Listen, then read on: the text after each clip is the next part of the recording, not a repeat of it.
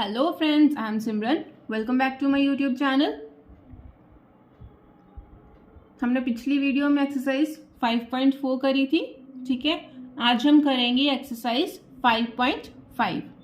Okay, before starting the exercise we will discuss the definition of perpendicular lines.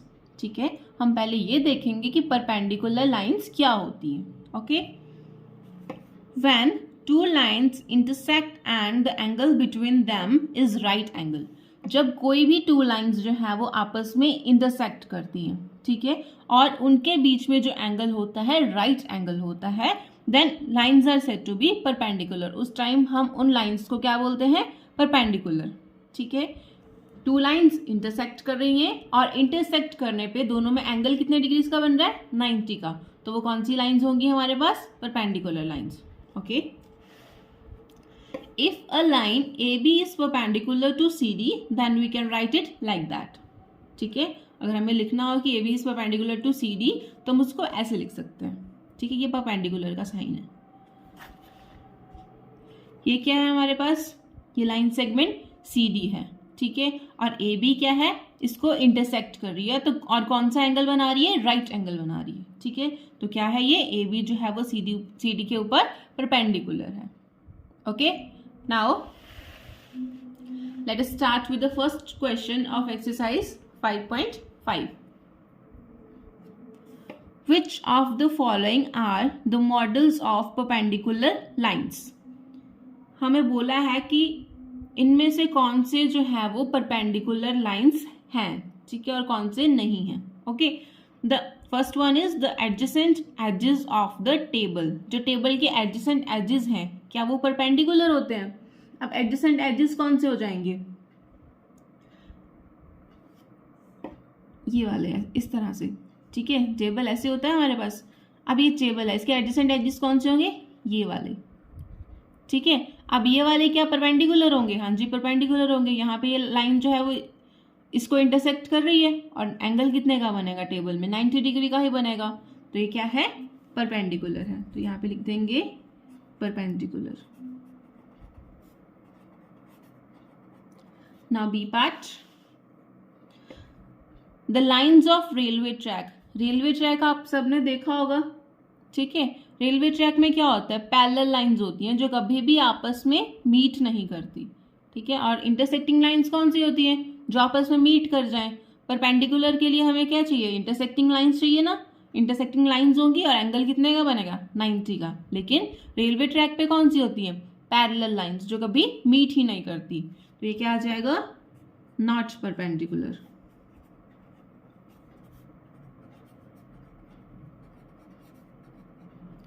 Now C part, the line segment forming the letter L।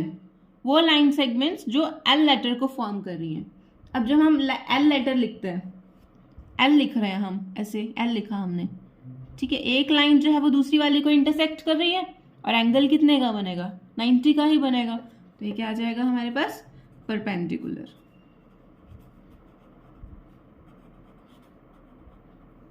ठीक है, now D part, the letter V।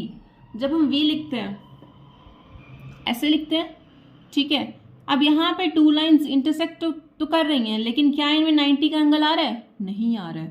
तो ये क्या आ जाएगा? Not perpendicular.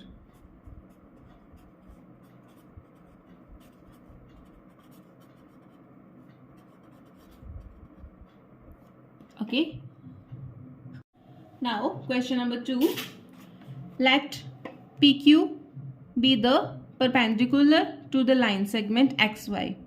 क्या बोला है? ये जो PQ है वो XY पे क्या है? परपेंडिकुलर है। ठीक है, let PQ and XY intersect in the point A। क्या बोला है कि ये जो PQ है और XY है कहाँ पे इंटरसेक्ट कर रहा है? A पे कर रहा है। What is the measure of angle PAY। तो हमें क्या पूछा है? PAY का मेजर पूछा है। ठीक है, तो हम यहाँ से अब PAY का मेजर बता सकते हैं। कितना आ जाएगा? 90 डिग्री। बस इतना ही पूछा था हमसे कि PAY का मेजर कितना है। तो यहाँ पे लिख देंगे एंगल PAY कितना मेजर आया इसका? 90 degree. Okay, now question number 3, there are 2 set squares in your box. जब हम कोई ज्योमेट्री बॉक्स लेते हैं ना जिसमें पूरे इंस्ट्रूमेंट्स होते हैं मैथ्स के, तो उसमें सेट स्क्वायर भी होता है। ठीक है, आपने देखा होगा सबने, ट्राइंगल की शेप में होता है वो। ठीक है, what are the measures of angles that are formed at their corners. हमें बताना है कि उन एंगल्स का मेजर क्या होता है जो सेट स्क्वायर के कॉर्नर्स में बनता है। ठीक है, do they have any angle measure that is common. क्या उसमें कोई ऐसा मेजर भी होता है कि जो दोनों में कॉमन हो। ठीक है, ये बताना है हमें कि दोनों में कोई कॉमन एंगल भी आता है। 2 सेट स्क्वायर्स होते हैं। ठीक है, दोनों के एंगल मेजर्स डिफरेंट डिफरेंट होते हैं। ओके, तो हमें बताना है कि इनमें क्या कोई मेजर कॉमन आता है या नहीं आता। ठीक है, जो हमारे पास सेट स्क्वायर होता है, एक में हमारे पास एंगल्स बनते हैं 45 डिग्री, 90 डिग्री एंड 45 डिग्री। ठीक है, जो दूसरा वाला होता है उसमें बनते हैं 60 डिग्री, 90 डिग्री एंड 30 डिग्री। ठीक है, तो दोनों में कॉमन कौन सा आया? 90 डिग्री का। Okay,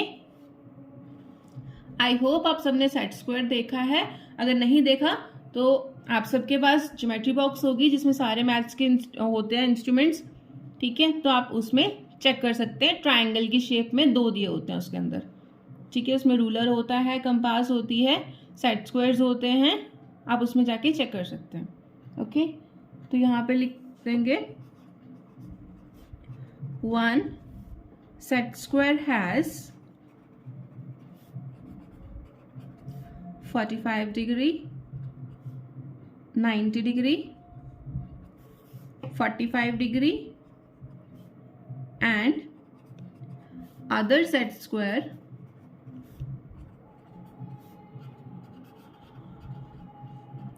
has 60 degree, 90 degree, 30 degree. ठीक है, तो कॉमन कौन सा है दोनों में? 90 डिग्री। ओके, तो यहाँ पे लिख देंगे they have 90 degree as common angle. उसमें क्या आ जाएगा? जो 90 डिग्री है वो कॉमन एंगल आ जाएगा। Right, now question number 4, study the diagram. The line L is perpendicular to M। यहाँ पे जो लाइन L है वो उन्होंने बोला है परपेंडिकुलर है लाइन M पे। ठीक है, ये वाली L है और ये वाली कौन सी है? M। और इसमें आगे हमें पार्ट्स दिए हैं, उनके आंसर्स करने हैं हमें। ठीक है जी, फर्स्ट पार्ट क्या है? Is CE is equals to EG। हमें क्या बताना है? CE जो है वो EG के इक्वल है। ये है हमारे पास CE और ये है EG। तो हमें बताना है क्या ये इक्वल है। अब ये CE है, ठीक है, तो इसमें डिस्टेंस कितना आ रहा है? अब यहाँ पे हमें सेंटीमीटर्स में तो कुछ दिया नहीं हुआ, सेंटीमीटर मीटर कुछ भी नहीं दिया हुआ, तो यहाँ पे हम यूनिट ले लेंगे डायरेक्ट। सिर्फ हम इसको यूनिट काउंट कर लेंगे। कितना डिस्टेंस आ रहा है CE में? ये 1 यूनिट और ये कितना आ रहा है? 2 यूनिट। ठीक है, और किसका पूछा है? EG का पूछा है। कितना डिस्टेंस आ रहा है दोनों में? ये 1 यूनिट और ये वाला 2 यूनिट। अब दोनों क्या है? इक्वल आ गए। दोनों में कितना डिस्टेंस आ रहा है? 2 यूनिट का आ रहा है। Then they both are equal. So we can write here, yes, both measures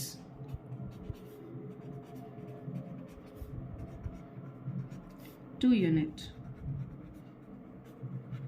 ठीक है जी। Now next question, does PE bisect CG। अब हमें इसमें क्या बताना है? जो PE है वो CG को बाइसेक्ट कर रहा है। PE हमें यहाँ पे क्या बताना है?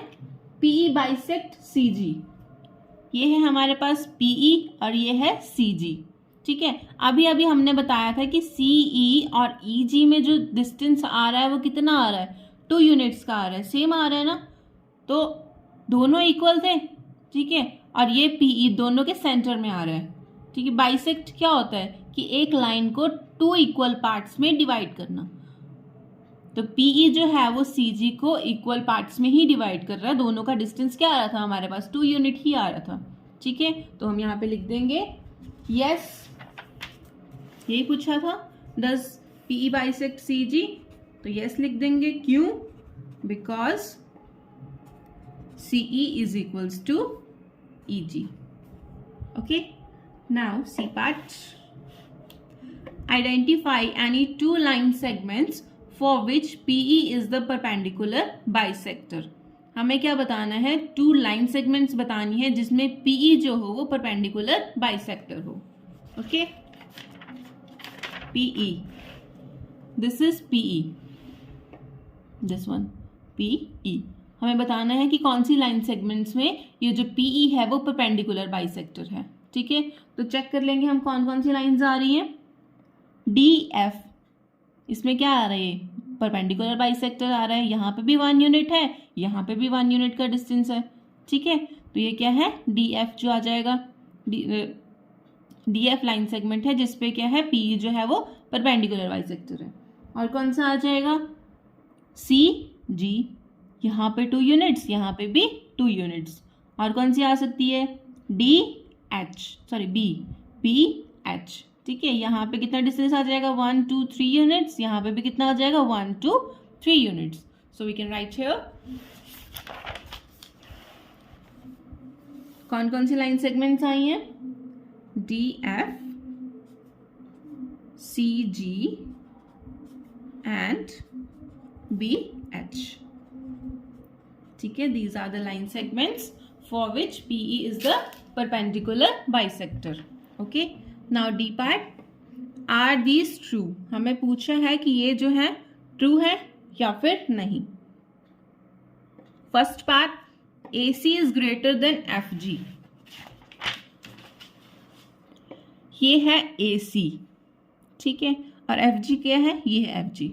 ठीक है, अब AC में देखो कितना डिस्टेंस आ रहा है? ये 1 यूनिट, ये 2 यूनिट. और FG में कितना आ रहा है? 1 यूनिट.